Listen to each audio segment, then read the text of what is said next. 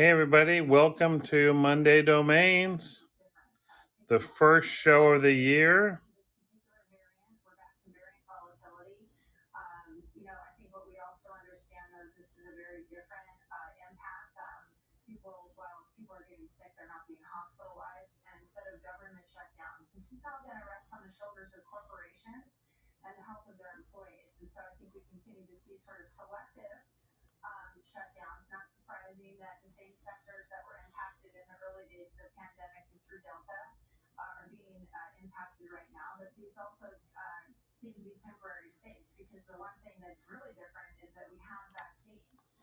Thanks for coming in. If anyone has any questions before we start, an issue you're working on, a name you've bought, an appraisal, an offer, or a valuation question, go ahead and hit me up.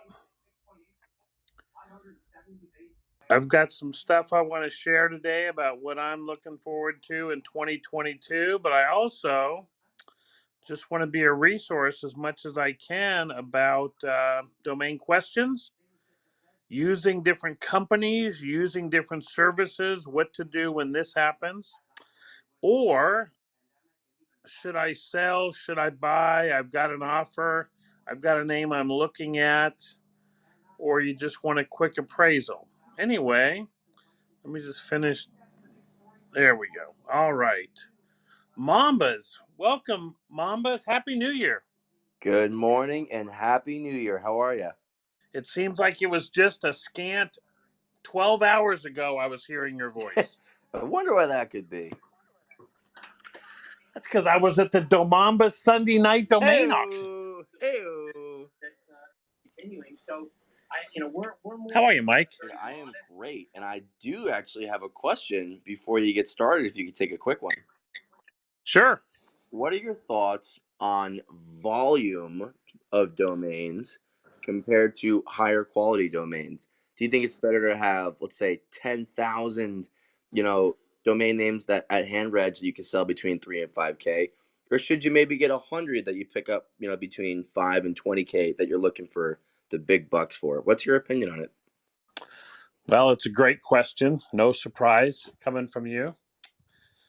I think that in the last 3 years, I have more of both. I have more higher quality names, and I have enlarged my portfolio. And I think, what's better? I'm going to think about this, A good question deserves a good answer. I think right now,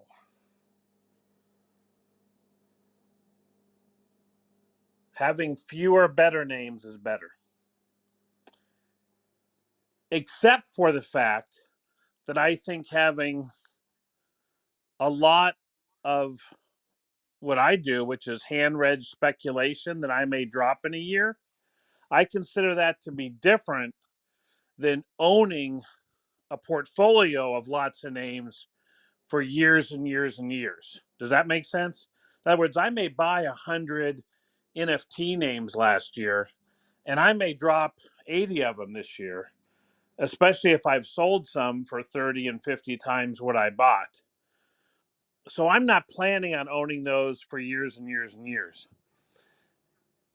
So I differentiate that from having like my old portfolio, which would be like a bunch of blog names. At one time I probably had 400 blog names, and then it went down to 300 and 200. Now it's about 40.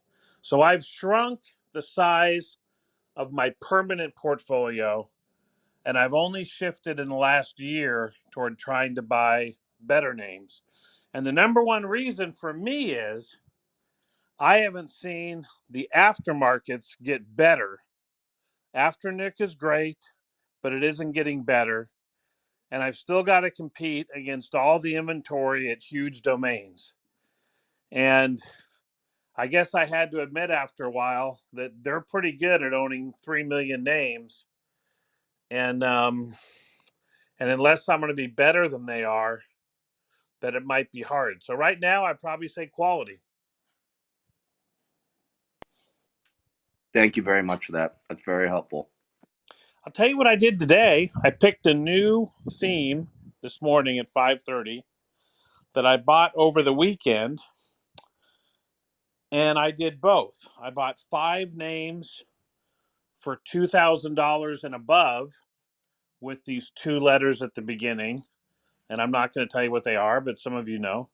And then I bought about 60 hand registrations. So I'm fortunate. I had a good year last year. I had some good sales. I have the money to do both, and I'm going to try to do both.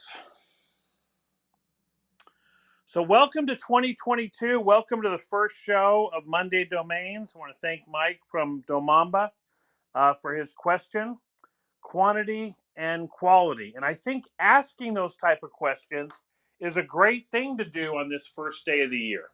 Some of you may be working, but some of you may be getting a benefit in that it's either a holiday in the UK or other countries. It's a holiday because, people don't feel like they got a New Year's Day holiday, or you're snowed in. We got snow in Tennessee here. So not all the schools are going, not all the schools are back. And maybe after getting through the holidays where I was more inclined to rest and do what I had to do in domaining, respond to offers, buy a bunch of new stuff. But now it is a time to say, what do I want to do in 2022? What am I going to be about? And as I mentioned a year ago on the domain show, the 24/7 room, which started a year ago today, when you start thinking about what you're going to do in domaining in 2022, I want to encourage you to have accurate data and to know yourself clearly as to how many domains you own, what is the total cost of all the domains you own, and how many domains did you sell last year. And you may be operating off false conceptions of how well you're doing or how not well you're doing. Here's what I found when I've done this exercise. Most of us have too much risk in our portfolio. And what I mean by that is in the stock market, if you own a stock that is a high growth stock, a high earning stock, you're hoping you get a double or a triple. And in domains, we're hoping to make 100 or 300 times our money. And most of us, me included, if I actually sold all 10,000 of my names for what I think they're worth, I would make $40 million. Now, when I go to Arby's tomorrow, and I'm not ashamed to admit it, and I cut my little coupon that gives me a buy one, get one free, I'm not acting like someone who's got $40 million worth of value sitting at home. And when I look at transferring domain names out of a registrar because they're $10.99 to go to some place where they're $8.03, I'm not really acting like someone that has $40 million worth of assets sitting on their books. Now, the cost of my portfolio is a lot less than that. It's between $500,000 and $1 million. Some of you, if you're smaller, you may have 30,000 invested in your portfolio. And if everything sold for your asking price, it'd be worth $4 million. And what I mean by that is so much of what we do, we're fearful that we're going to sell a name for less than its maximum price. And at the same time, on months when we don't have sales, we worry, should I be buying anything? And there's this huge disconnect between what we would be worth if everything sold for its true value and the way we tend to value domains when we're trying to buy them, which is at the cheap wholesale. And the reason I think it makes it tough is that I think it would be self-serving to think that environment can continue, that we're always going to be able to buy domains for $30 to $100, and we're always going to be able to sell domains for $3,000 to $5,000. I think that environment only exists in a very illiquid world where businesses come online slowly. People out there in the real world slowly buy domain names. We don't have a lot of turnover. And because we don't have a lot of turnover, we have to price names at 10 to 20 to 30 times their cost. Now, I'm talking about generic domain names here, geos, keywords, and things like that.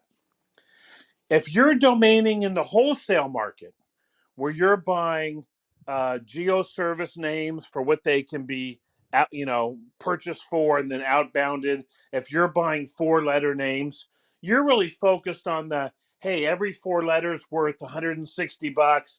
I got this one for 95. I think I can get 210. That's more, you're just playing on the wholesale side. So that's different. And if you're brokering, you don't have to hold a lot of names. You can represent other people's names.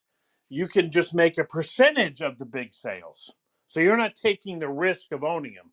But I'm talking to true, pure domainers where you're owning domains. Now, this is the way the market's always been.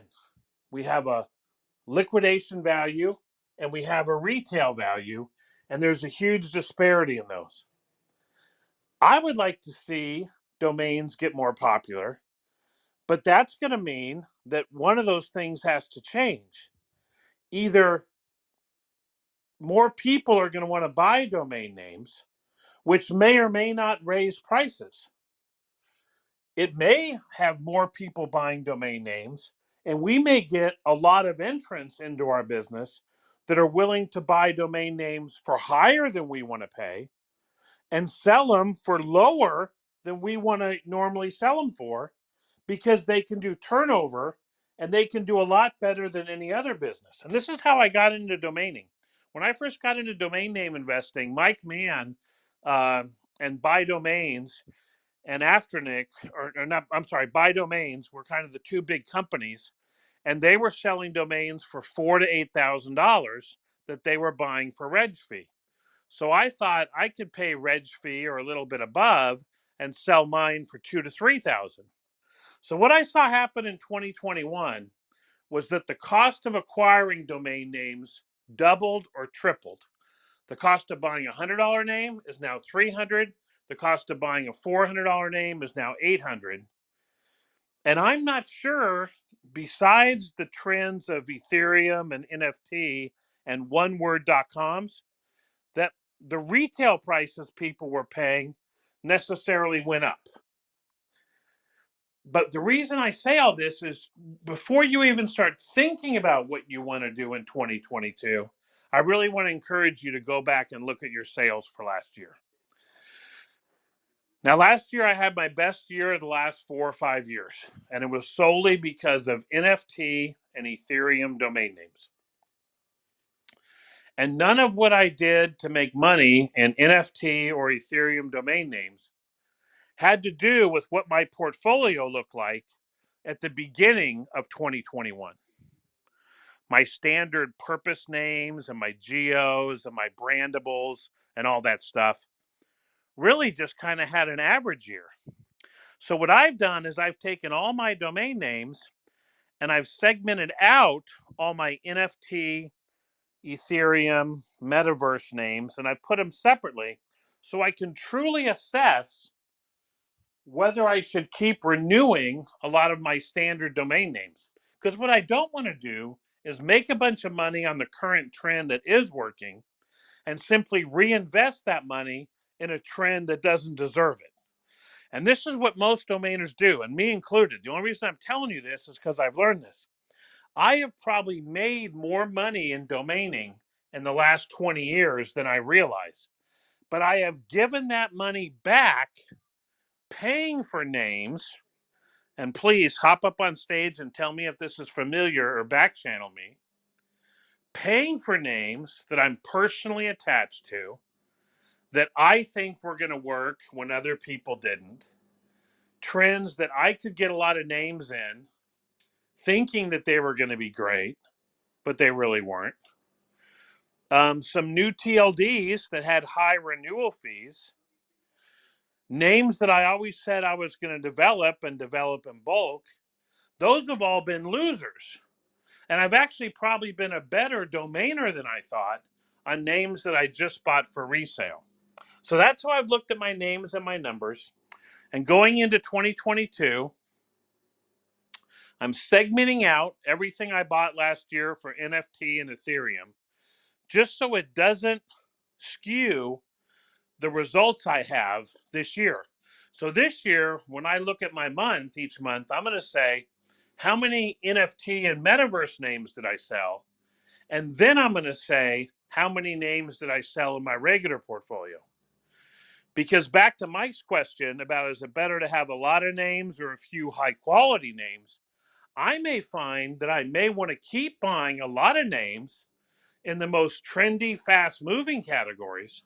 And I want to reduce the number of names I own in the long term names that I've owned for years, names that used to have high estimate values, names that, brandables, I think brandables have probably suffered the most, in my opinion, from the energy that was taken by the NFT and Ethereum and metaverse domain spaces. I think that if you're in brandables and you're on Squad Help, you're on Brand Bucket, you know how to buy them, you've got a big portfolio, that's probably still working for you. But just the idea of going out there and buying 6-letter brandables or 7-letter brandables, that's probably not the best thing that the public wants to buy right now, because it's been usurped, I think, by NFTs and other digital assets. But anyway, back to it. So I think now the problem becomes, how do you get out of names? How do you unbuy names? I don't want to sell them, because to sell them means that I'm the winner and someone else is the loser. We used to have a great way to sell domains on Clubhouse. We had various auctions where you could exchange names among wholesale buyers at a wholesale price, and other people could say, you know what, I'm going to put some energy into that name. I like it, I'm going to give it a try. But we've kind of lost that, and we've lost any other way to sell it wholesale. So the only way to get out of a name, in my opinion, right now is just to drop it. If you say, well, I'd be willing to sell it for 300, someone will say, I'll give you 2. If you say, you know what, I hate to sell this name, but I can sell it for 150, someone will give you 100. We sell a lot of names on Domain Name Outlet every year. But the times when I sell the most names are when, instead of being at 2 to 300, I price everything. And what I'm really saying is, even if you're wondering on Domain Outlet, man, if Paige is selling this name, why should I be buying it? I'm going to price it so low that you can't help buying it. Because all I'm really doing is I'm selling it for maybe twice what I paid for it at a wholesale price, just to get the money back, to pay for my lifestyle, to pay for my living expenses, because I do domaining as a full-time job. So anyway, I look at 2022. I love domaining still in 2022. If you're cutting out a 30-second clip to share about this talk today, I am still a huge homer for domaining and domain name assets in 2022. I think domain names are unlike any asset in the world. I think domain names have the power to make money and to create wealth. And what I mean by that is, I think in a good domain name investment, and the place where domains have the biggest power, in my opinion, is to take what you would normally spend buying lunch for $10 and potentially create $500 to $1,000 to $2,000 to $3,000 of value based upon predicting what might be desirable in the future. And I don't know if there's another way to do that. The other ways you might have to do might be operating a business, patenting something, trademarking something, betting on a stock. But I love the fact that you can take almost no money When you, in your mind, it was an expense. Eating, just like buying something from the store, just like going out to dinner. You spent that money, and in my opinion, just the fact that it might sell in the next year is worth the money you paid for it. That's a fair deal. You ask yourself, why did I buy that piece of clothing? Why did I buy this antique? Why did I buy this NFT? It was fun to buy. And I think in domain names, you spend money and you get a fair return on your money if you're spending less than 50 or 100 bucks, just because you bought the chance that something could be valuable in the future. You've given yourself the chance to enter a business based upon that domain name. So in that way, I love domaining. Now, domaining gets a little tougher when you're trying to come in with money and either preserve your wealth or take 10,000 or 20,000 or $30,000 and invest it and grow it. Because I think most of the time, if you invest 10 to 30 to $50,000, you have to take a step back before you go forward. You have to outbid other people to buy domain names. And really, once you buy them, you probably would have to take a loss to get out of them.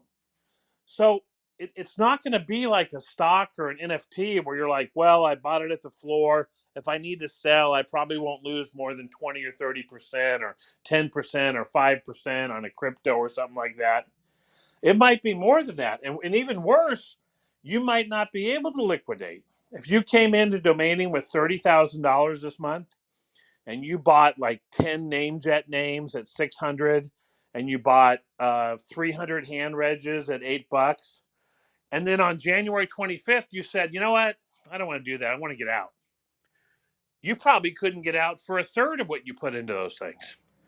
And that's why domaining is different than a lot of other asset classes like crypto, like NFTs, where you can immediately look and see what you can get out of your asset on any given day because there's liquidity. So you're saying, Paige, where are you going with all this? I wanted to spend some time going into 2022 with the reasons I love domain name investing. One, because I think it has the possibility to create wealth and to take advantage of the future in ways that not too many other assets have. And the three big things I want to talk about are: one, domaining is an online business that you can do no matter the weather, no matter the COVID, no matter the pilots, no matter the airplane travel, no matter whether you can drive to work, no matter you have an office. It's a virtual business and one of the first that you could operate completely virtually out of a coffee shop, out of your house, out of a laptop, and increasingly for new domain investors on their smartphone, where they may only know domain investing on their smartphone. So the first thing I like about domain investing is it's a virtual business. I don't have to have a storage unit like I do in sports collectibles to store everything I want to buy. And when I sell it on eBay or Beckett, I have to go to the post office and I have to ship that off. And I have to hope that the buyer, pays it and receives it and it doesn't get damaged and it gets delivered. I don't have to pay for storage. I don't have to pay, uh, as of yet, and I think this is something that might change. I don't have to pay business taxes on the value of my inventory. There's a lot of things in a physical business, insurance that you have to pay that you don't. So I love that domaining is a virtual business. Second great thing about domain investing are the returns you can get based upon the perceived value at wholesale versus the value you can get at retail. And I'll say it again, and hopefully someone will clip it. The essence of domaining to me is that a domain investor buys a domain name at the time it's available for sale and waits based upon time or events to sell it at the time that somebody wants to buy the domain name for the market price. You buy it competing with other domain investors that are looking across the whole universe of domain names. Every domain name possibility that exists today is competing for our dollars. And we're only going to pay where we see the best opportunity. And what that means is we're less likely to get carried away in one group, in one auction site, in one place, because there's other places to spend our money. And so we're going to only pay a little bit more than another person paid. And that person is looking at all the domain names they could possibly invest in. So I think we get to buy it for a wholesale price. And then we have to hold it. Now, you don't have to hold all domains, but in most cases, you have to hold it to get the best price. And then you wait until someone wants to buy it in a fair transaction where they want to pay the market price. And we get paid the difference. And the difference is usually based upon liquidity. Now, the difference in price between wholesale and retail in a stock is infinitesimally small these days. It's like 0.03. If I want to buy Apple today at $300 a share, I can sell it a minute later at $299.87. So the difference between wholesale and retail in a stock is very small.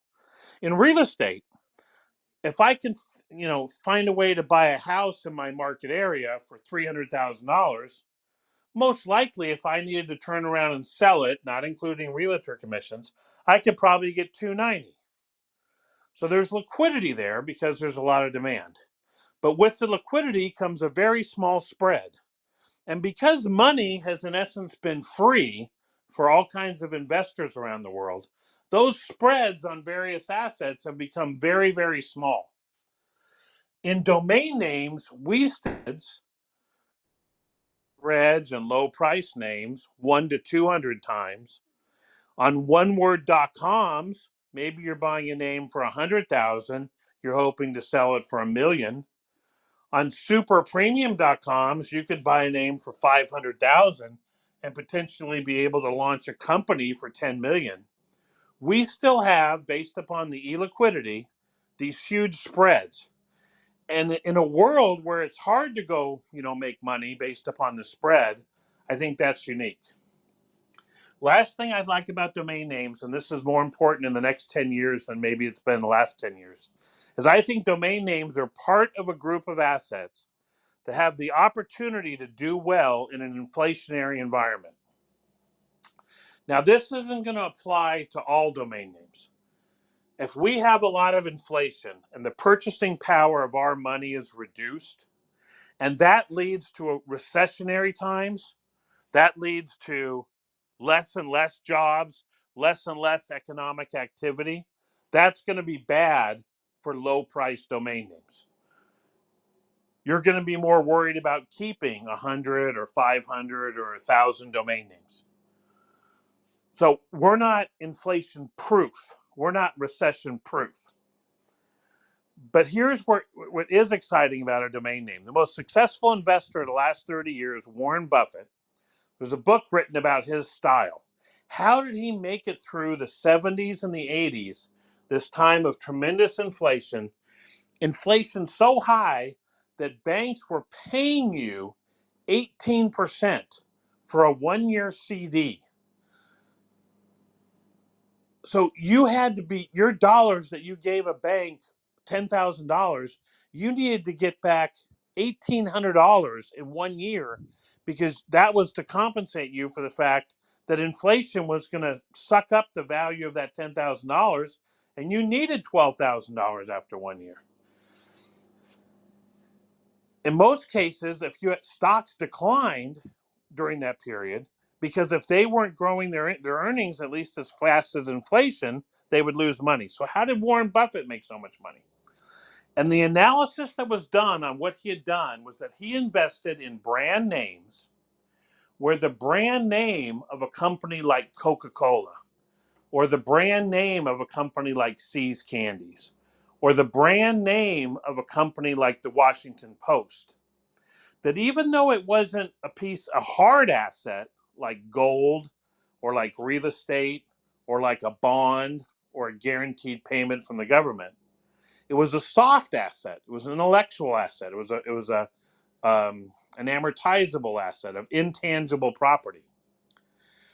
But what they discovered was if the Washington Post brand name had value, that they could get, back in the days of newspapers, people to continually advertise in their paper because of their brand name.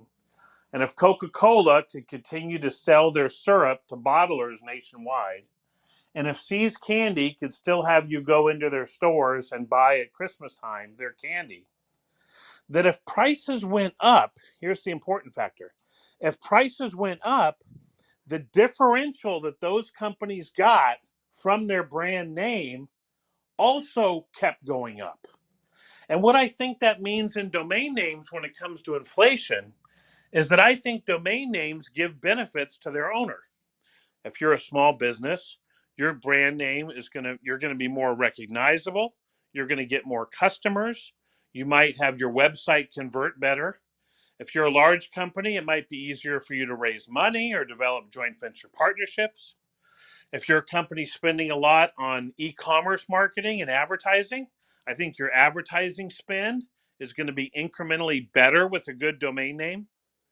And all those things, all the value that goes to your domain name is going to continue to be valuable, whether the cost of the advertising you're buying or the cost of your goods and services go up, because you're going to be making more money from selling those services. And again, your domain name is going to be giving you a benefit that's going to translate into you making more and more money as your price is going up. So I think the intrinsic value of an intangible asset like a domain name is a good investment to potentially own in an inflationary situation for the next 5 or 10 years. Now, again, I don't think we're going to not be affected by recessions and by stagflation, where you have inflation going up and the economy is not growing. I think that will shrink what people want to spend on a discretionary purchase. But I think the core value of what a domain name is can do well in an inflationary economy. So, for all those reasons, I enter 2022 positive on domain names for what domain names are. So, then what's the negative? The biggest negative I see in domain names continues to be that we allow the companies in our space to dictate the education that's given out to the marketplace. And because of ICANN and VeriSign's lack of any clue as to what they can be doing to grow the value of .coms, there is no one advocating and advertising and promoting owning domain names. And if you think about it, in a world where every other thing that we could spend our money on is being advertised, is being promoted, is being hyped, is being blockchained, is being talked about as an asset with an unquantifiable value in the future. The fact that domains aren't really means that we're losing value compared to other ways of investing when it comes to us getting higher retail prices. Because there's no one out there advocating for domain names, and every other asset is being advocated for, I think we're losing ground. And I think it's been one of the reasons that domain names are only worth 1 to 5% of what I thought they'd be 20 years ago. So those are my three big benefits. You can do domain investing as a virtual business from anywhere. There's high profit opportunity for your successes, which we use in the space to pay for a lot of mistakes and a lot of shrinkage and a lot of spoilage. And I think it's an asset that can work well in an inflationary environment, offset by the fact that we don't have anybody promoting domain names in general. That's why I'm so excited to do it on Domain Club. And we plan to grow our footprint this year, where hopefully more and more people will hear me talk about domain names in general, not just when I have a domain name for them to sell. Hopefully more people will hear me talk about $1 million domain names. not because I have $1 million domain name that I want to sell them. And when I have $1 million domain name I want to sell you, I will answer every question you ask only in the sense that it helps me sell you $1 million domain name. But I have not done anything to simply increase your awareness of what the value of domain names are in general. But because we rely on GoDaddy, and because we rely on hosting companies, and because we rely on articles that were written 10 and 15 years ago, and frankly, we rely on the successes of other people in the last 20 years to still promote these assets that we have, I think that's our biggest fallback. So that's a lot. I know this is recorded. We're going to go ahead and publicize these recordings more in 2022 on domain.club in a way that we can bring more people into these talks, bring more people into the space. But when I think about this first day of 2022, I'm still positive on domain names for the reasons I mentioned. I still have energy to try to grow our space so that we all can make more money and I can make more money personally. Um, and so that's kind of my monologue, I guess. Um, did any of that spur on any questions? I got a question about an NFT. I'll cover that later. I hope that when I sit down on 1/1 of 23, that I can say during 2022 that we did a better job of an aftermarket. Right now, if you had to say how that's going to happen, I think hopefully it's going to happen from innovation of people using the Dan API to do what Dan Warner from Fabulous had done 12 years ago, which is create a domain distribution network where there's a third party that sits in the middle between all domain owners and all those companies that are marketing or promoting premium domain names to the public. So you have a universe of companies that are good at marketing to the public. Up to now, the only people that we've relied on to do that have been registrars. For us to sell our domain names, especially if they're listed on Afternic, we need someone to go to a registrar, which we assume everyone does, but they really don't. Type in our name, then they'll see it through the Afternic system, and we'll sell it. Other than that, maybe they'll go to Domain Tools or another Whois site, and they'll type in to get Whois information. And if that site has a relationship with Sado or Afternic, they'll be able to promote that lead and say this name's available for sale. Most people, if they want a domain name, we think that they'll simply type it in the browser bar. It's not easy to type anything in the browser bar anymore. Google and Android and Apple, they've taken that over. They want you to use apps. They don't want you to use the browser bar. And Google, many times, you can type in the exact name of a domain name, and it won't give you any search result of that domain name. I think that's where Dan and Squad Help, and I think even the FD Landers have done a good job, where at least your name will come up. But I hope when we start 2023 that I can say that through the Dan Distribution Network or some other third party that aggregated all the domain listings out there with companies that are good at marketing to customers all kinds of products, that we now have more exposure for our assets. And what I can tell you as a domain name investor is to prepare for that time. It's going to be more and more and more important, in my opinion, that you have your own database, you have your own data, you have your own hooks and tags and categories for your domain names. So you'll be ready to do e-commerce marketing with people that want to take domain names and categorize them, and they want to rank them, and they want to provide stats or information or related keywords or meta tags for those names. that if we can grow the amount of places we sell domain names, we need to be ready to provide that information to those platforms so they can use their artificial intelligence and things like that to better sell our domain names.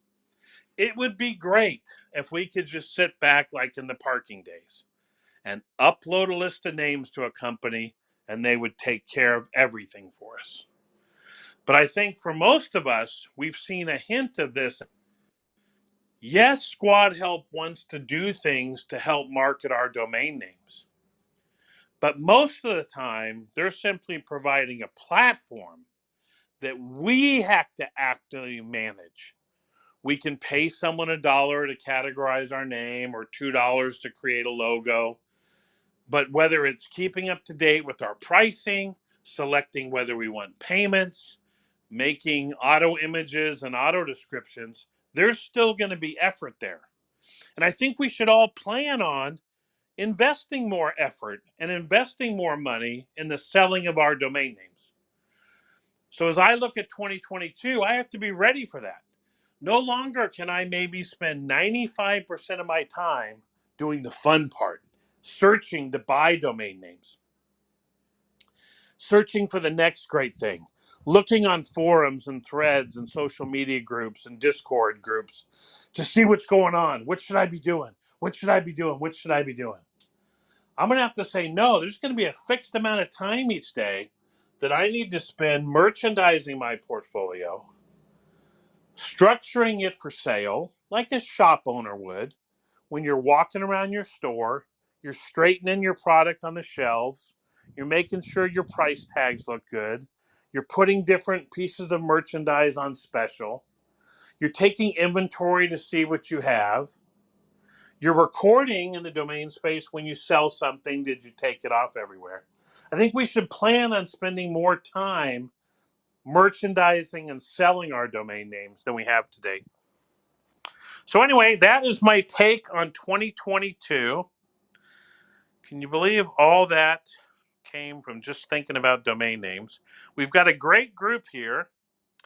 For the recording that I put on Domain Club, I'll be ending the recording now. For the people that get replays, they'll still be able to hear this after chat that we're going to do right now. But in terms of what we do on Domain Club, where we put links to our shows like we do on Startup Club, that'll end right now. But if anyone goes on Clubhouse, they could have been in the room, they just didn't happen to be here, and they want to listen to what we talked about, then that part of the recording will still be up as a Clubhouse replay. All right. Let's see if we've got any questions or comments on 2022, what to do now, either anything I said or anything you're thinking about or you're wondering about the year. The big takeaway I want you to get is before we get too deep into, and if you want your domain names, that means you need to take what you sold last year um, and ask yourself, was it 1%? And if it was 1%, but they were mostly wholesale sales, and you probably didn't do it like you need to do. I believe most of us, what I try to do, I try to sell 10% of the trendy names that I buy. So if I'm buying NFT names, I'm trying maybe half at wholesale and half at retail. And at the same point, some trends, I'm going to sell 0% and I'm going to get rid of them. And a lot of times when you look at your sales for last year, you're going to see a wide variety of miscellaneous names bought for miscellaneous reasons. And when you're buying names, you think, oh, this is great. For every 100 names I buy, I'm going to sell one to somebody. But when you look back on it, I'm not sure distribution channels really that opportunity anymore. And I'm not sure what to do about it. But anyway, those are my thoughts for 2022. Let's see who's down below. If anyone wants to publicize anything they're doing new for 2022, any new businesses, any innovation they're doing, any new companies they're starting, or if you want to talk about a clubhouse room you're doing this week, this will be a great time to do it. Or if you just want to say hi and wish me a happy new year, go ahead and raise your hand to be a speaker or ask me a question on the back channel.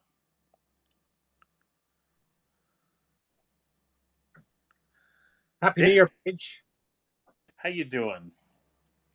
Good. How are you? Certainly have enjoyed participating in these rooms and chats with you, starting all the way back to the domain social, and hope you had a good last year and happy new year. What's going on? So we're continuing on with these Tuesday nights talks at 6 p.m. Eastern, 3 o'clock Pacific, about UDRP cases. There's a lot of them, a lot of recent decisions that came out. And Todd, Ryan, and Jeff Newman and myself are hosting these shows every Tuesday evening. And we're talking about the latest cases and the ins and outs of winning these cases and making sure that you don't get a case filed against you. Well, So, David, that's a great topic. And I would say one of the biggest topics that you've probably dealt with all year, and I'll cross it over with Monday domains here, is what do you think the current thinking is on? I've got a one word generic, like say American, and I own American.net. And I'm worried that someone's going to buy American.coach and say that they're the American coach, and they're going to try to get my American.net by saying, well, you know what, let's not do American because that maybe is not trademarkable. Say it's a word like Joe Domains. Someone goes and buys joedomains.coach. They start a business called Joe Domains. I bought joedomains.com. I never trademarked it. I bought it a long time ago. What is the kind of the current thinking on someone using an alternate TLD to try to get your .com? so it's generally considered RDNH because you did not register your name in bad faith. You registered it way before they existed or before they started doing business under that name. Although the lines are getting blurred sometimes when it's a close call and the dates are very close. So, yeah, you have to be careful there. There was a big lawsuit involving Prudential Insurance. That one's under appeal in the Eastern District of Virginia. And then there is another case that was settled recently in Chicago. What was it called? It was another insurance company. Empower? Yes, Empower. So they settled that case. We don't know what the terms are. But these lawsuits are filed generally to weaken the owner of the domain name and put them under the gun to sell. So unless you have diamond hands and a huge bank account, sometimes you give up. I know that in the scratch.org case, a domain investor who bought that domain in 1998 was sued by the MIT lab that was funded by Jeffrey Epstein, and they stole his domain name by filing an in rem action in Virginia, even though he lived in California, and they knew his name.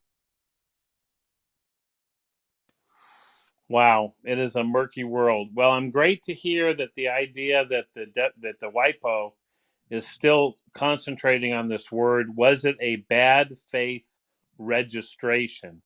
And I think that's a big part of what you talked about in terms of just because the world didn't work out the way a litigant or a plaintiff wants it to, doesn't mean I made a bad faith registration, going back in time. But Yes, really, thank you for all the work you're doing. you're welcome. All right. Hey, Mark, how are you? Happy New Year. I've enjoyed Happy getting to New know Year you to this you year on too. Clubhouse. Happy New Year. Yeah, it has been. It's been a year, and I have to say thank you so much for all of your Monday domaining rooms because it's like that's where I've learned a lot. I mean, I really love listening to you. It has a great perspective. You've been doing this. Well, I've been doing it a long time. I just haven't been doing it aggressively. And, COVID kind of shut things down. It allowed me more time to spend on Clubhouse, allowed me more time to really kind of focus on domaining because my primary business is kind of like stalled a little bit just because of COVID. But yeah, we're all coming up on most of us are coming up on our year anniversary. I started at the end of January on Clubhouse, and that's when I really started thinking about domains more. Whereas in the past, I mean, I bought my first domain in 1998, and I just bought them if I wanted to do something with it, like for my business and stuff. I wasn't looking at it as a business until I sold a couple domain names. Actually, I was just looking the other day. I sold Sweet Green to the guys that did the salad place, and they just went public the other day.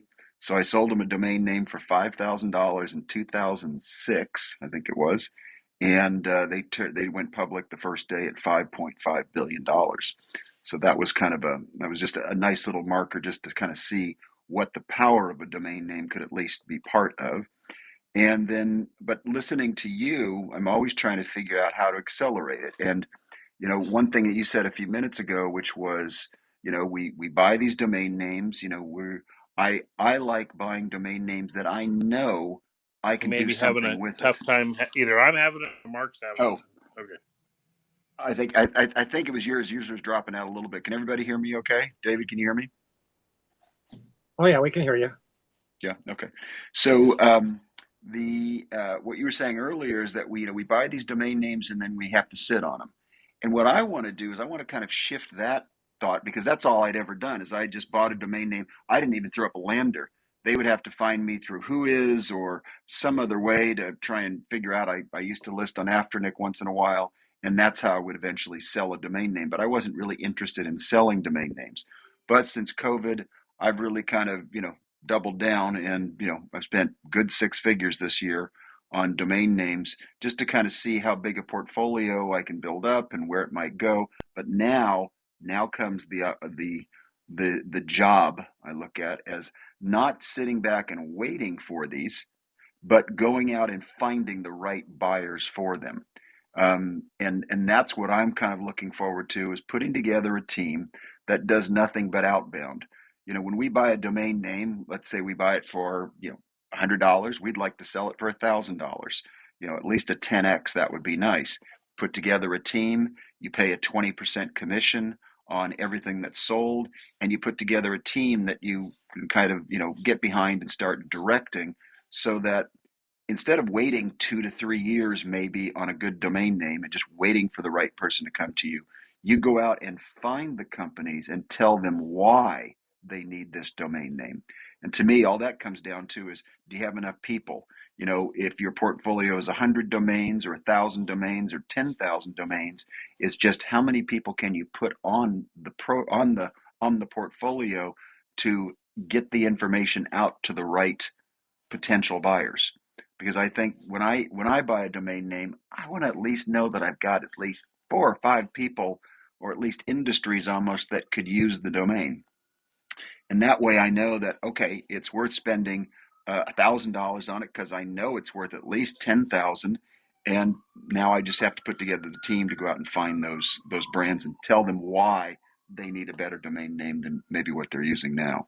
So that's kind of my thought, and that's eventually what I wanted to talk to you more about too. So I look forward to our conversation in the future here.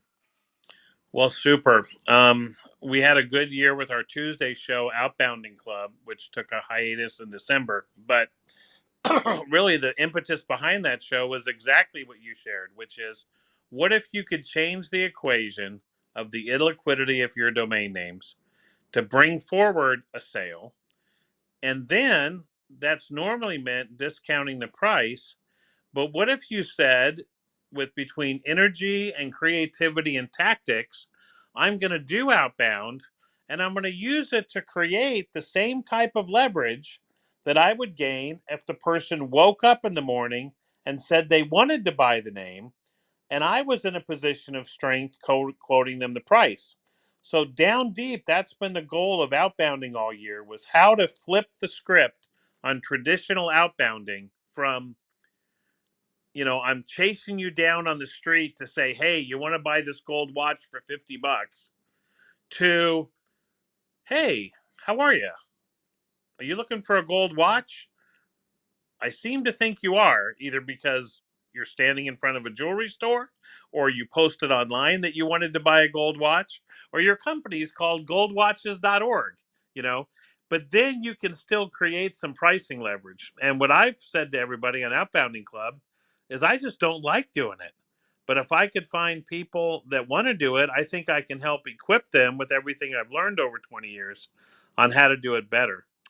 And then the last thing we learned, and I think Mike Gilman's been the best one for that this past week, is it may not be about tactics and it may not be about strategy, although there's great strategies. I think it's just about the doing of the thing, the sitting down. And I know Andy did this in the past week too and said, I'm going to try to sell a domain name. And we're not promised that we're going to get a sale if we put the effort in. But I don't think there's any way for a sale to happen without putting the effort in. And there seems to be something about when you pick a name in your portfolio and you turn your attention toward it. I think of all the movies of the Lord of the Rings, and there's this Sauron character who has this all-seeing eye that goes around the world. And when you stop and focus on one of your names, and you focus on reading about the industry, and you focus on seeing who else has names in the industry, and you focus on Facebook groups or LinkedIn articles, and you look at them, and it leads you to another one, and it leads you to another article, and it leads you to something else.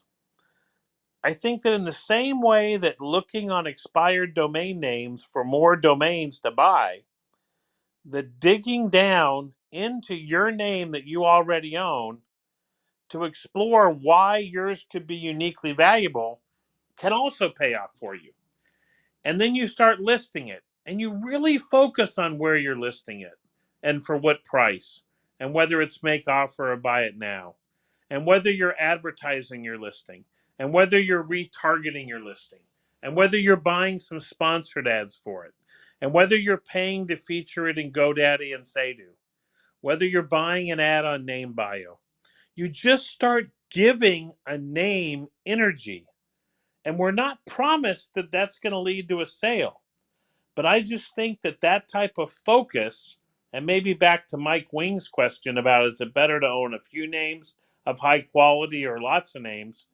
This strategy, then when you do go look to sell with higher value names, you're probably going to hopefully be asking yourself, how much money should I ask? Now I'll get to real life. One of the fears I think people have for outbounding, you tell me if you think this is true, Mark, is that if I don't outbound, I can still tell myself there's a buyer out there for my name. But one of the things that can happen when you outbound is you could contact 31 likely buyers and they could all say they don't want to buy your name or they only want to pay $50. And now it's a lot harder to tell yourself, oh, this name's going to be valuable someday. So I wonder if some of the hesitancy we have to outbound is we don't want to maybe have the name go up on the auction block and have nobody bid or contact a likely buyer and have them say, no, I really don't have any interest in buying that. Whereas we'd rather just think to ourselves, they want to buy it, they just don't know how. What do you think about that, Mark? Well, I think we all buy domain names that we think are good. But I think if you get feedback from, let's say, I'd even say, five or six people, companies that aren't really interested in it, they don't see the potential, that maybe you have over exaggerated it in your head that it's valuable. We all need to put the margaritas down when we're buying domain names, so that we're thinking clearly. I think that if I got five or six people that just said, no, I'm not interested, or you're crazy, I have to sit down with my team and say, okay, did we miss the point here? Are we going the wrong direction? And if it's not selling, then just dump it, get rid of it. Just like you said, there's no reason to hold it in the portfolio, especially if it's a .io or something like that. So I just get rid of it.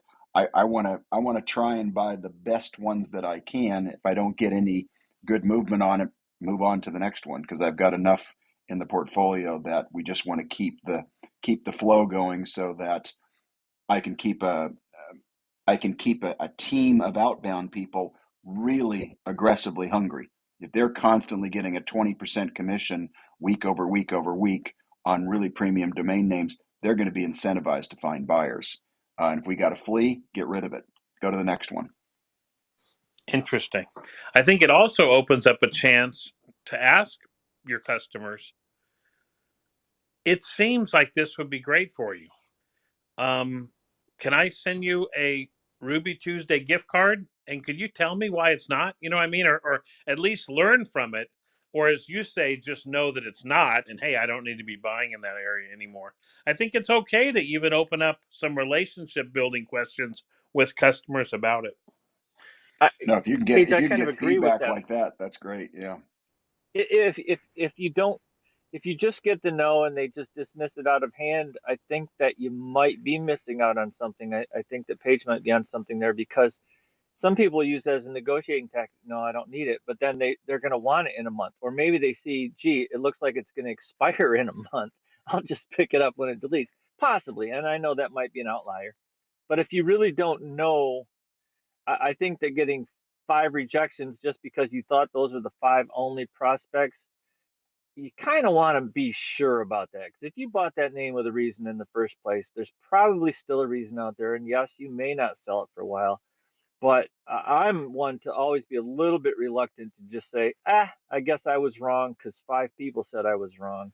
I think you really need to maybe dig a little bit, and or if you're familiar with that particular market, maybe it's going to mean more. If you're not familiar with it, then maybe, yeah, let it go. But I'm reluctant to let 5 people, and I understand what you're saying, Mark, but I'd be a little bit reluctant to just say, well, that's automatically a loser. Well, Mike, thanks for sharing. I've enjoyed working with you this year on the 24/7 show and all these shows. And Happy New Year. As you sit here on the first day, are you taking it easy, working, trying to think about the whole year, or just this week? I'm not one to typically make New Year's resolutions, but yeah, that's a new year, and be definitely outbounding a little bit more this year because my other business is sort of on the rocks. So we'll definitely be putting effort into domain names. Fantastic. Hey, AJ, Happy New Year. We got a little snow here north of you in Tennessee. Did the snow get down to Georgia? No, heavy high winds overnight, but didn't see any snow. But Well, yeah, Happy New happy Year. New Year. How's it going? You have something to share with us or anything about what I said or 2022? Well, if Mark is able to build the team as he described, I would love to know um, how he did it, and I think he could sell that information. So I'd be willing to pay for how he built a team of people that would sit there and outbound all day for 20%.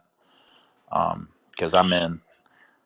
Great. Well, But Mark, if you're free and you can join tomorrow, I know you might want to do it. If you're free tomorrow at 5 Eastern for Outbounding Club, we'd love to talk about that specifically and maybe just share with you those of us that have tried to build. When I say build a team, I haven't been able to get beyond one or two. So maybe we can give you some insights into those of us that have Yes, tried what we've I learned. would love that. I would love that. It seems simple in my mind, but it's obviously different on, when you go out and execute it. So yeah, that's why I'm looking forward to chatting with you. So yeah, I'll be on tomorrow too. Maybe yeah, that's an it's idea, Mark, to have a team, because some people are good at pulling information together. I can find information, but then I get it in a pile, and I can make some phone calls, but sometimes I'm not so good at going down and checking off. Did I email? Did I might make some yellow notepads or Yeah, it's whatever. getting But a good CRM, yep. and getting just a good organization, because what I love about sitting down with a team is you just start spitballing on where we can go with it. It's funny. There's a woman that I know. She's very motivated. She's really sharp. She's never even thought about domain names before. And so I started pitching on this idea. I said, look, maybe you might want to come and work with me, and I'll teach you how to sell domain names. And so I sent her some domains, or I just started talking about them. And she picked domains that to me were like the biggest fleas on the list. And she said, oh no, this is going to be perfect for my friend. She does this. She wants to build a website. I was like, wow, okay, that's fantastic. So everybody has a different perspective. And just because you think this is what it should be used for, someone else is going to have a different perspective. And that's what I love about a team, because you can all kind of spitball and throw it around and, figure out a way to essentially get rid of it. I mean, we want to buy these, we want to get rid of them as fast as we can. We don't want to hold them for 2 to 3 years. Why can't, if you just let and wait for people to come to you, yes, it could take 2 to 3 years or maybe never. But if you really push on it, you could sell it in a month if you found the right company. So it's different ways to look at things. Well, what I would hope too, Mark, is I think that the reason I always thought I wanted to do this, and I thought I was going to do it with Jason Eisler, but we didn't, was that the companies that are doing this as a business, and I've talked to 4 or 5 of them, they want to be the intermediary, and they want to make money as the intermediary, charging the domain owner 20%, paying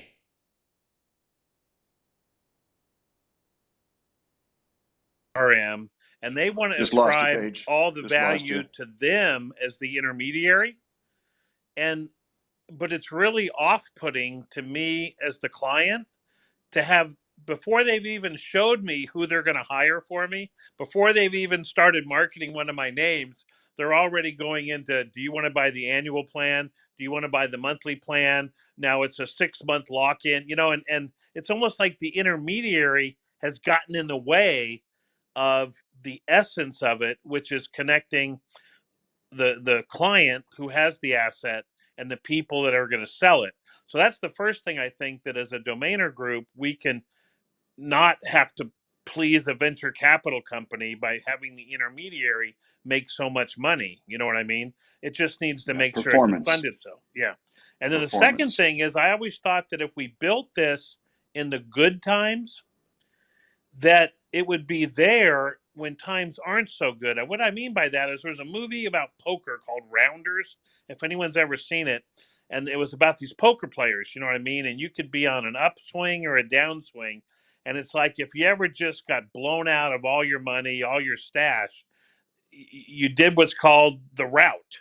And what the route was you had to deliver, whether it's chips or candy bars or something. You had to do a real job. You know what I mean? You had to do the route, but at least that paid your bills, paid your rent. When you had lost everything playing poker. And the reason I say that is, I always wanted to have something for the person who might want a broker to say, you know what? I wonder what domain owners are putting up that they would like to have brokered for them. Maybe I don't want to have to go out there and spend all my capital this week. Maybe I keep getting outbid everywhere. Someone could say, I could make $1,000 or I could make $1,500 in domaining this week by selling other people's names. And that that may not be something a lot of people feel now in the good times, but that if we built it, we would be ready for when a lot of people said, "Yeah, I'll do that." You know what I mean? I'd like to make 1,000 a week.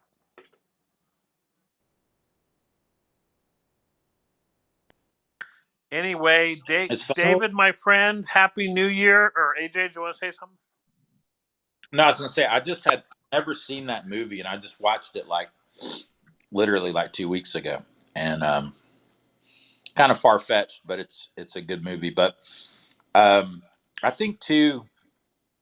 I mean, it's so funny. Like um, when I was listening to Mark, it's just I don't know, dude. It just reminds me of all the conversations that people have. Like I have a very very close friend last night he texted me and said, "What is digital real estate and how do I get involved?" And I was like, well, do you mean the metaverse? Do you mean domains? Do you mean Decentraland? I mean, what are you talking about? First of all, what are you talking about? And he said, "What the fuck is metaverse?" So I was like, "Okay, it's not metaverse."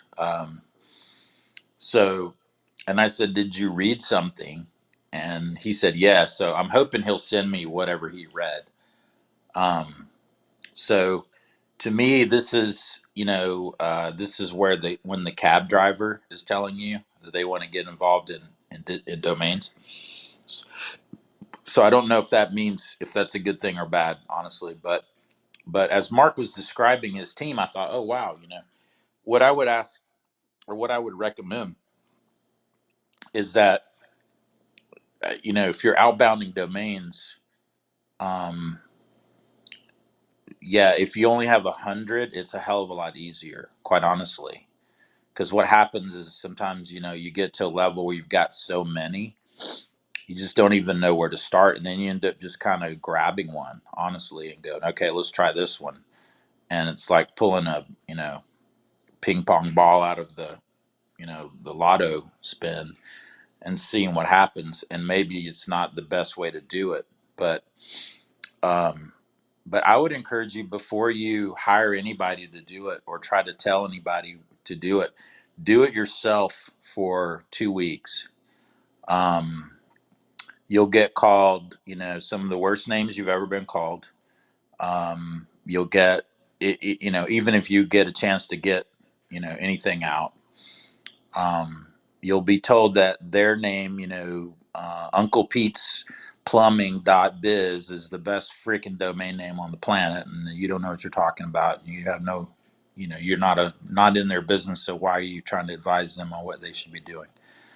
Um, People defend their decisions, good or bad, right? So a lot of times in domains, I feel like we buy a domain and then we defend buying it for a long time, and then the renewal's coming and you're like, dang it, that was not a mistake. I'm gonna renew it again for another year, and then another year comes by. I know it wasn't a mistake. I knew that was a good name, and you kind of get into this situation where you're always defending. And then I think, to Paige's point, when you call somebody up and they tell you that your baby's ugly, it just, some people's personality, for whatever reason, we take it personal, and some people don't. People that don't take any of this stuff personal can tell a sell all day long. And if you didn't buy the name and register it and renew it for 5 years, you're not nearly as emotionally invested in it, and you don't take it. You don't get maybe angry or as frustrated. So um, if you do build a team, I think it would be interesting, because they're not going to be necessarily emotionally invested in whatever the name is. Um, and then you really have to bifurcate the names as to like brandable or non-brandable names. Selling brandable names to me would be incredibly difficult, um, because the names maybe don't mean anything, you know.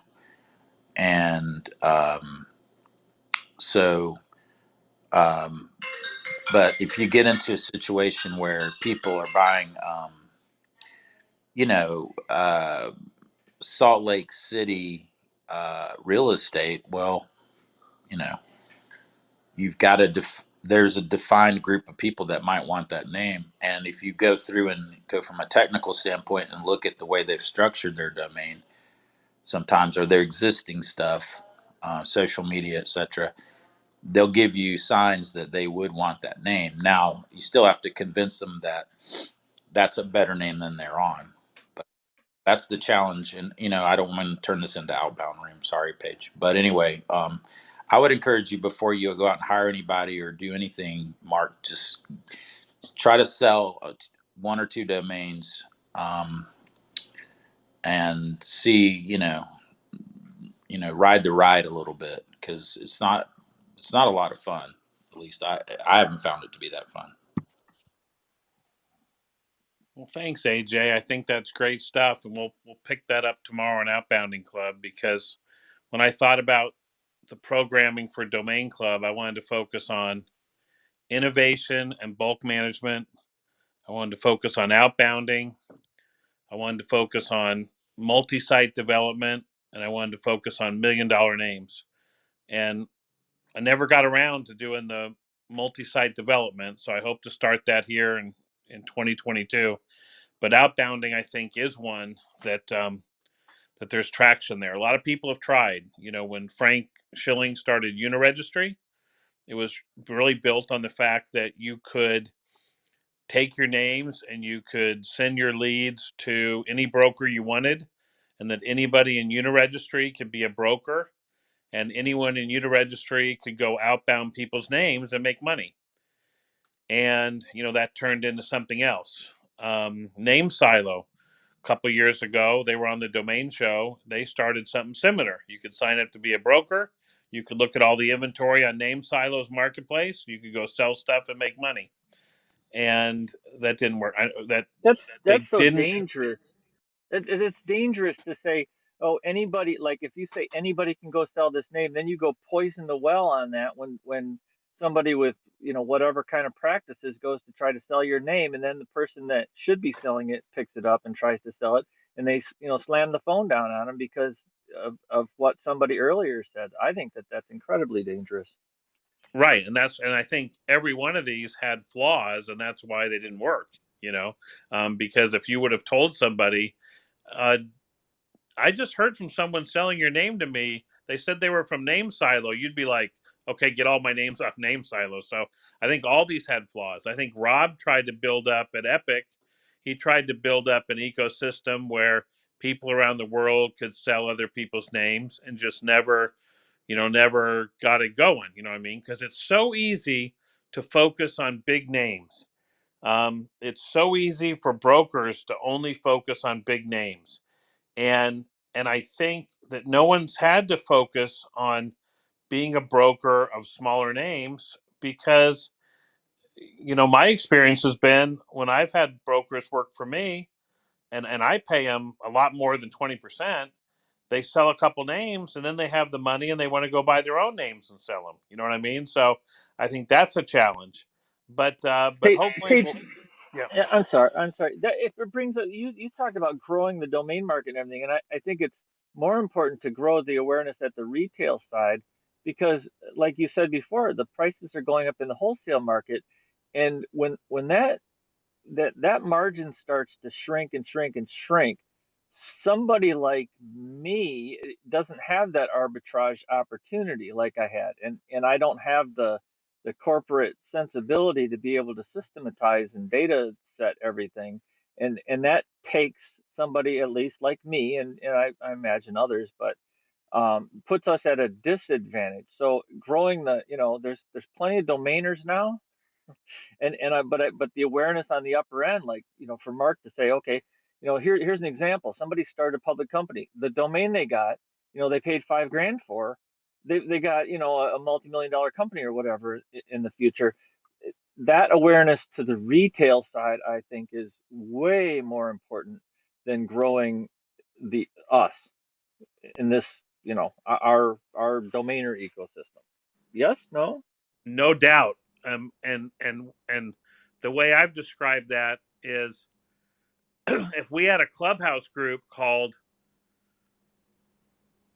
DN NFTs, and we talked about domain names overall like it was a new NFT, and you started talking about a company paid $5,000, and of course they had to execute their business plan, they had to execute their strategy, they had to do a bunch of stuff, you know what I mean? But that singular thing that they paid, that now allows them to be associated with that name, they paid $5,000 for, and now what is it worth to them? You know what I mean? Hundreds of thousands. You know what I mean? In terms of, what if they had to value it when they sold the business, what price do you want to allocate to the domain name itself? And then I think we have all those stories, and something like what Mark's talking about, I think allows us to, and this is what you and I are doing in the 24/7 room a little bit too, is the ability to get those stories together so that we could have people advocating for domain names using the same 6 to 7 stories, so that when someone was in another clubhouse room or another Discord group, they'd be like, well, I've heard this, and don't you know this? And that's one of the amazing things about Clubhouse in January of this year, was that people got it. People were like, oh my gosh, I can buy this domain name and start a business. I can buy this domain name and be in this business. I can buy a domain name and have the respect that this domain name gives me, And we got advocates. So that was like a little spark that died out because it was, fanned by people with other intentions. But the idea that thousands or tens of thousands of people could be telling the story of why domain names are popular, man, I'd love to get to that. So yeah, I think that getting those stories out there to help retail is a big thing. But I wanted to say hi to David and wish you happy new year. Thank you, David, so much for what you've contributed to these rooms this year. Happy new year, my friend. Hi, Paige. How you doing? Nice seeing you here. I actually have been going around this morning with a cab, so I wouldn't have to drive and taking care of things, and it has been very good. Uh, Definitely, you are the one to thank. We are always trying to make this industry better, helping people, newcomers and old comers, and definitely outbound is something that has a huge potential. Now, the problem we have people like Mike who are very humble. Friday, I was talking to Mike on the phone, and then he tells me, David, you know what? I'm going to go out and make up a couple calls and sell some domains. I say, go ahead, my friend. Half an hour later, he comes back and he says, I sold the name. So, Mike, don't be so humble. Help us sell and do outbound domains out here and get some domains out of our portfolios. And the other thing is that I don't do outbound. I really have never, I probably have called on, I don't know, under 5 people or companies. But I do remember one year, some 4 years ago, I had a very good security name. And actually, it was a 3-word domain that it was exactly the name of a business, and the business had a horrible domain. This was the exact match domain for their business. That's what how they were incorporated. So the guy tell me, no, I'm fine with my domain. I don't see the benefit. My domain, I think, is better than yours. I'm not going to buy it. And I was asking $5,000. It's not that I was going to sell it for 1,000 or whatever. I was asking $5,000. He said, "Well, I have no problem, my friend. I wanted to give you the first chance to buy the domain, but I see you have a number of competitors in your business line, and if you don't want it, I'm going to call them and offer it to them. They're going to see an advantage because online people are going to look for you, but they're going to go to them." Oh, wait a minute. Let me understand. So you can sell this domain to whoever you want? I said, yes. I decided to call you because you're the top suitor for this name. But if you don't want it, I can sell it to anyone who wants to buy it from me. How much you said you were asking for this domain? I said $5,000. I said, well, okay, I'm going to buy it. And I know that doesn't happen every day. And like AJ say, that's not what usually happens when you're outbounding domains. But the guy trusted me. He sent the money actually to a PayPal, and within 15 minutes, he had his name in his account. So, sometimes we get lucky also. So, Paige and everybody here, I wish you all a great year. We should see sales like nonstop, inquiries nonstop, and I really still think that domains are one of the greatest things out there to do business with and grow and develop them. So, Paige, thanks for pinging me in, and I'll be here listening to everyone. Well, thank you, David. I think you bring up a couple really good points I'll note, which is one, the misconceptions or the ignorance of most people about domain names is real. And what I mean by that is you can hear something or you can know something. And I think a lot of people know that they've heard domain names are for sale, but what do they really know? And I think David's example was really poignant in that you could tell somebody you can buy this name, but he really didn't focus on the fact that, wait, most of the time, things like domain names, in my opinion, are like government licenses. They're held by a government. They're held by a bureaucracy. They're held by a. You have to petition a committee to get them. They're given out as spoils to political parties. Um, you have an ongoing cost that's high. You continually have to grease the palms of politicians in an area, to get a license to run a cable television system or a cell phone network or have a TV station. And a domain name requires the payment of an annual renewal fee, and that's it. And anybody can possess the guaranteed right to continually renew that name under the then current, terms and conditions. And I said that specifically to say that's how I define owning a domain name. And just that simple fact hasn't resonated deeply. So even if we think people know it, the question is, do they know it deeply? And hopefully we'll get better at that. So that's what I took from your comment, David. Thank you a bunch. So Monday Domains will continue to try to bring you the news of the week each week. Normally on the first show of the month, we'll focus on discounts and offers. And I didn't have any for you today, although I will say be careful at some registrars because some specials expired at the end of last year. And I'm especially thinking about Dynadot here for IO renewals. They've bumped up to $48. And I'm hoping it's just because they haven't put in their pricing for this year. But that's an example of just being aware that we're in a new year and there might have been specials or pricing that was effective until the end of last year. And you should just maybe pay a little attention to your renewals, pay a little attention to your expenses. The others, and then so Monday Domains, I'll try to talk about deals, and in this case, negative deals. I'll try to talk about the news of the week, and it was kind of a quiet couple weeks over the holidays. And then I'll try to talk about different tips and tricks or things that I'm doing. And the last thing I'll leave you with today is kind of a tip that maybe all of you can do to save money. Is I think the beginning of the year is a time that I also try to look at all the services I'm buying and paying for monthly. Am I paying for 3 FD stores? Am I paying for a Shopify store? I'm paying for Domain IQ and Estabot. A lot of us are like, well, hey, I may need it one day and I don't want to have to pay for it then. But what are you really spending money on each month? If you've got domain names on payment programs, review them right now and say, rather than just letting the charge go through automatically, are the prospects for that domain name still as good as the remaining payments I have to make? Or would you rather make those payments on a new name and a different name?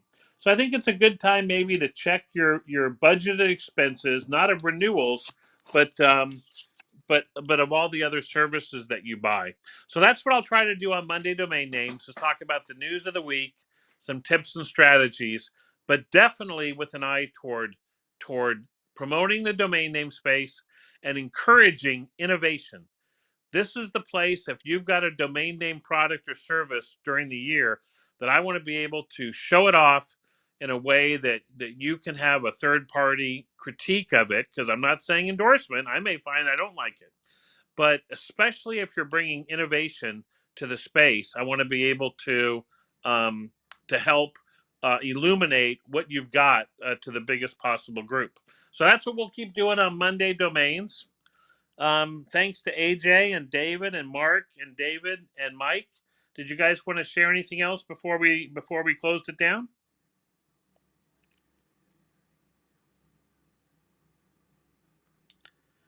Take that as a negatory. Well, I know there's lots of great groups on Clubhouse today. Hopefully this group will merge into someone else's to be kind of an open social chat. I'll try to pop in, but thank you, everybody. I appreciate you coming to Domain Club. Continue to follow Domain Club. Look for some more information on our site, domain.club. Sign up for our newsletter, and we will have this replay available. Thanks, everybody.